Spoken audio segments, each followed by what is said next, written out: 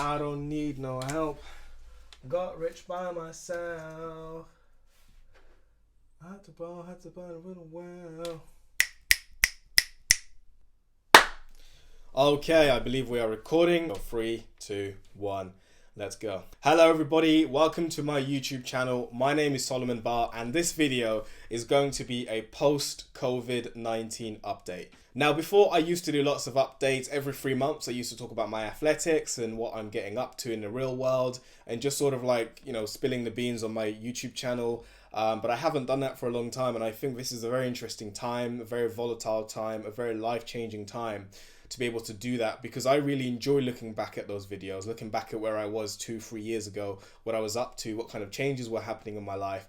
And I've not done that at the minute, and I think that's what I need to do, just to, I guess in 10-20 years time when we're still talking about COVID, I want to be able to reflect and say, oh wow, that's the stage I was at and that's the level of growth I was experiencing during that time. So without me talking too much, let's get straight into it. So obviously the elephant in the room is COVID-19/coronavirus, or if your name's Donald Trump, the Kung Flu, which in my opinion is very racist, but this has taken over the world. Literally everything has stopped. Everybody has stopped. Nothing's going on. There's no planes taking off.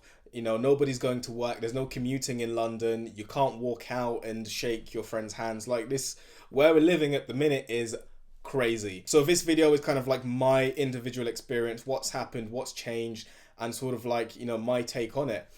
And to be honest with you, a lot of people have found this COVID-19 situation to be quite negative in their life, and it's, impacted them, their jobs, and it's impacted their lives, and it's impacted them visiting their family members or their elderly relatives living in care homes. And it really is sad, for a lot of people, and it really is an unfortunate time in history. But for me personally, I found it to be quite positive in quite a few ways. I found in my life before COVID, it was very hectic, very fast paced. I had like a million things to do in one day, and my stress levels were up here, and I had so many places to be. I had to train, I had to run a business, I had to do meetings, I was, recording TV shows, I was doing podcasts and interviews. And as much as that may sound like a positive thing, it does take a big toll on your mental health, and it does take a big toll on your levels of energy and levels of happiness, and anxiety increases. And there's a lot of things that happens in the perimeters of that. And for me, when COVID came in and everything stopped, it was such a relief. It felt like a massive burden was lifted off my shoulders. And I felt like I could finally sit down and breathe and think about life and reflect on certain things that were kind of like moving so quickly that you didn't really have the time to stop and process it and think about it properly. And so having this time to, reflect and think about my life and where it is and where it's heading and everything, a lot of changes have happened, and a lot of changes have stemmed from that time to relax and reflect. And what I'm going to do is just kind of talk through those changes. And like I said, not necessarily for the point of entertainment, or not necessarily for other people, but just for myself to be able to look back into the future and, look at where I was and where I've arrived at that current moment. So one of the main and biggest changes that's happened is that I've moved out of London. Yes, that's right. I've finally taken the plunge and I've left the big smoke. Now, from the ages of 11 to 20, I have lived in London. And if you know London is fast, London is crazy, London is rude, London is polluted, London is congested, and London is expensive. A lot of the reasons why I decided to just do it and to just leave. Oh, you want to leave? You want to get out? Let me let you out. Love you. Now, I'm not going to talk about this too much because I do have a video coming out pretty soon talking about some of the reasons why I've left London in more detail. But I guess, like I've just said, some of the reasons are because it is ridiculously expensive, it is congested, it is polluted.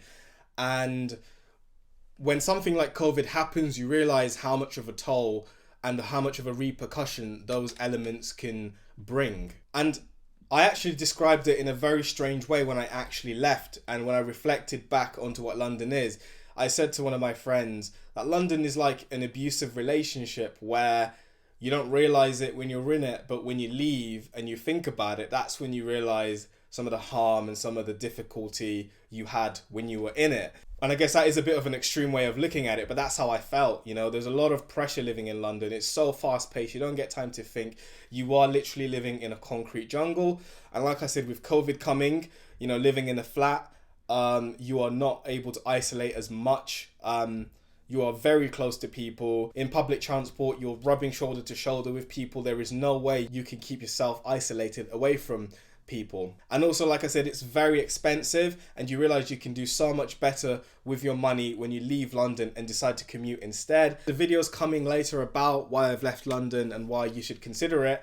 But for me, it's just been so positive. I'm in a place now where it's spaced out, where there is greenery finally. The position I'm in now, cost of life is a lot less. It's a slower paced environment, and it allows you to live life without feeling like you're in a roller coaster. And looking back on it now, the journey has been crazy since I left home at the age of 19 and got my first 1-bedroom flat, and then moved on to a better 1-bedroom flat, and now moving out of London into, you know, a bigger place. And it's just been crazy looking back at the growth and the transition. And when I moved into my first place, it was bare, it was empty. I did not have a single bit of furniture. I'm actually going to show you the first piece of furniture I bought when I moved into my first place, and it was actually this stool. You know, the flat I moved into, there was nothing in there. And I thought, okay, I don't have chairs, I don't have a bed, I don't have a table, I don't have anything. I don't have pots and pans, I don't have cutlery. All I have are the clothes that I've brought with me to this flat. And I went to my local shop, and the first thing I saw was this stool. And the reason why I bought it, the video is about to take a really wild turn, but oh well, I need to talk about this stool. So the reason I bought it is it can be used as a stool to sit on, it can be used as a step ladder to stand on, it can be used as a table. You know, you can fold it up and store it away neatly. It can be used as a footstool, so when you're sitting down you can, you know, put your feet on it. Like, it's just so versatile and useful, and this was the first thing I bought in my first place. I don't know why I spent 30 seconds talking about that stool, but the development and growth has been crazy. But anyway, enough talking about a stool and, you know, London and all that kind of stuff. That's the biggest change that's happened for me during COVID. And like I said, COVID-19 has given me that confidence and opportunity and ability to finally reflect on the things in my life that mean a lot to me and don't mean so much to me, and to be able to take that brave step into changing my life into a more beneficial way of living. Now, everybody knows me as like an athlete, you know, 100-meter sprinter, training for the Paralympics, all this kind of stuff. And this is another thing I was able to put under the magnifying glass and really analyze and think about and reflect on during the time I had in lockdown. It was very difficult to hear that the Paralympics were cancelled, because obviously, you know, myself and other Paralympic athletes were training for this big thing, you know, Tokyo 2020. We've been training and leading up to this for the last 7 years, and this is going to be the hype of the year. And what happens? It gets postponed. I mean, what? So many athletes all over the world are training for this big thing, and all of a sudden, what? It's not going to happen? Oh dear. So much time, so much money, so much effort, so much literal blood, sweat and tears have been put into this one moment, and all of a sudden it's just been wiped away. And it's not even like you can carry on training and get better at certain things, you know, for the next time it comes. Everything stopped. Training stopped, gyms were closed, tracks were closed, you couldn't leave your house, so you couldn't even train and maintain the fitness you had. And I think for a lot of athletes, it was such a blow, it was such a disappointment. And yes, the attitude of an athlete is to not let anything stop you and get in front of you. If you want to go to the Olympics/Paralympics, you are going to do it. And unfortunately, that was not possible. You know, you couldn't train, you couldn't do anything. You could improvise, but it wasn't going to be as close as the high level training you were going to do. So for me, again, I had to step back and look at that and say, wow, all the training and all the hard work I've done up to this point has just stopped, and I can't go to the Paralympics this year.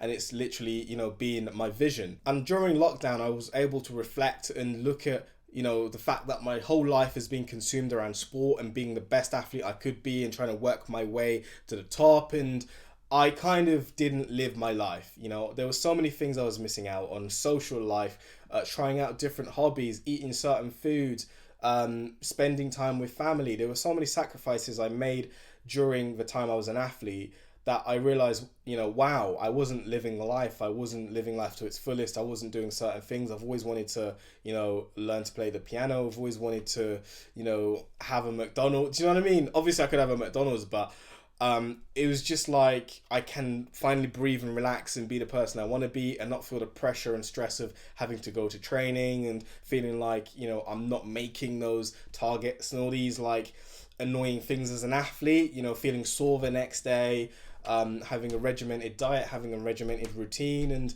it was like, again, another massive burden lifted off my shoulders. And for me, like, it's given me the clarity I needed to be able to say, okay, I don't necessarily want to give up this sport because I still want to be an elite athlete, but I definitely want to live a little bit of life. I definitely want to take some time out, whether it's a year, whether it's 2 years, to finally pursue, some of these hobbies that I've always wanted to do, and finally actually have a proper, social life and do certain things. So, from now, I guess I'm just going to be, doing me and living my life and not trying to be that, athlete training for the Paralympics and all this, and, it is something I want to definitely do and achieve and get to the top of. But I think for the time being, I am gonna try and do what I want to do. And, being on The Apprentice has given me such an incredible opportunity to, pursue certain business ideas and make certain connections and, try out certain things that I've always wanted to do. But again, the time constraints and the effort constraints of being an athlete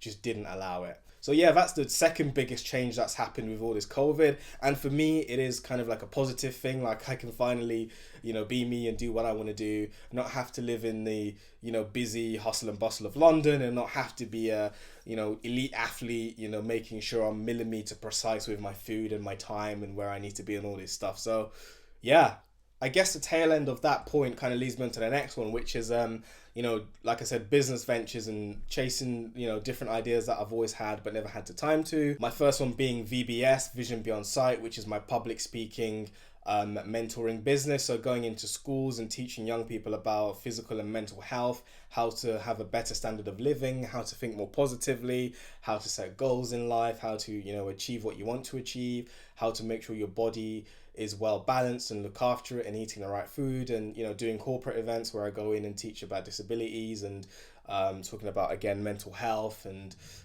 being able to achieve what you want to achieve. So that's one of the things I've been able to push a lot more. Unfortunately, I've not been able to do the public speaking side of things because of the circumstances, obviously social distancing and all that stuff. So I wasn't able to go into schools and, corporate settings to do that, but I've been able to do it remotely, and I've been able to reach out and try and grow and develop that idea. The second idea I've also had and implemented is something called Self-Care Sunday. Now, this is something I'm working with someone else with, and essentially it's like a gift box. I should really show you, but I don't have it with me. It's a gift box that is contained within it a couple of tools to help you feel better about yourself. Self-care, that's the name in the business. It's about taking care of yourself, making yourself feel better, because the trend during lockdown was mental health was on the rise. People were feeling anxious, people were feeling on the edge.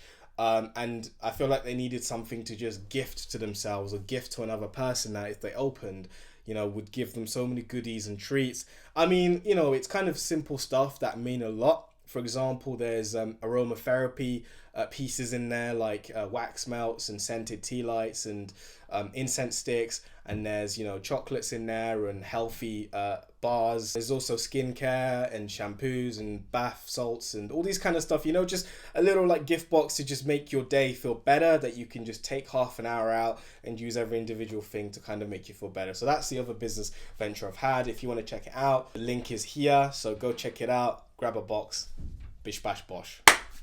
So during lockdown, the next thing I've really been looking at and pushing for is, looking at different treatments for my eye condition. If you didn't already know, I suffer from a rare degenerative inherited eye condition called retinitis pigmentosa, or RP for short. It's essentially tunnel vision and night blindness, and it gets worse over time, leading to complete blindness. That was a complete mouthful. So as you know, with RP, it's all about time. It's all about how much time do I have left. You feel like time is running out because your vision's getting worse. And even for me, like in the last few months, I felt my vision get worse. I'm seeing less and less. And obviously there's a lot of pressure in that. I'm not able to do certain things I used to be able to do. And in my mind, I'm going completely blind at some stage in the future in my life. And obviously being an athlete and doing whatever stuff I was doing, I didn't have time to research into, is there any way I can stop this, thing getting worse?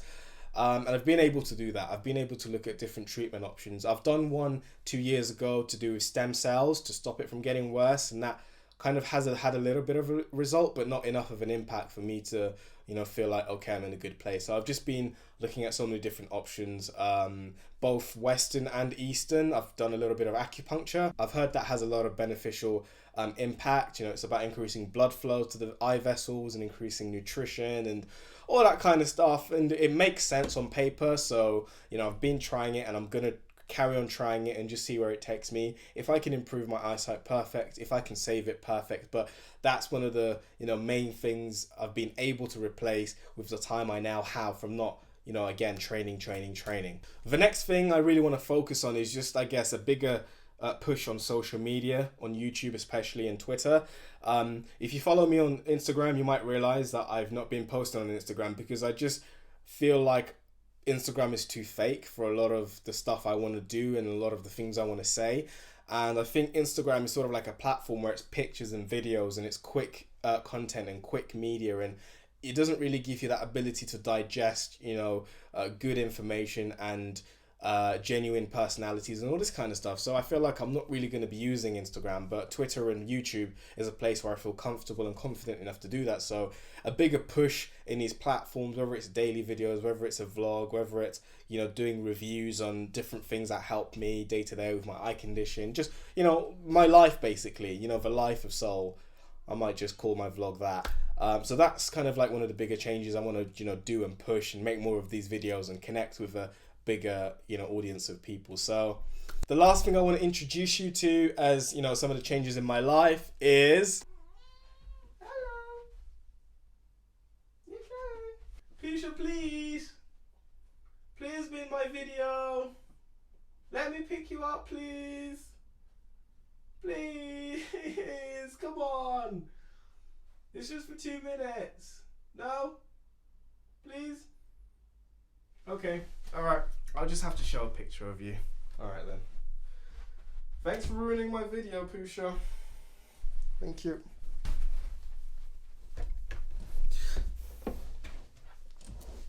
Thanks for ruining my video. I guess I just won't be your friend anymore. So what I was going to show you, but I guess I'll just have to show you as a picture, is I got a cat, and her name's Pusha, and she's adopted, and she's 6 years old. We've just had to spade her because she wasn't spaded, but she's absolutely adorable. She's incredible. She adds a lot of life and energy to the new house, and she's fun to play with and roll around, and it's really nice to feel like you're looking after something and you're feeding it and you're brushing it, and all these things cats come with. They are curious and they do like to obviously run around and knock things over and stuff, but that's all part of the process of looking after a cat. And I guess it practices for having a child in the future or something like that. I don't know. But yeah, it definitely instills things like responsibility and looking after something and all this stuff. Someone's just knocked my door. Anyway, guys, thank you so much for watching my video. I really hope you enjoyed it. And please don't forget to subscribe, like the video, and I'll see you very soon with another update. Maybe my reasons why I left London video. But yeah, like I said, I'll be uploading more often, etc. Thank you.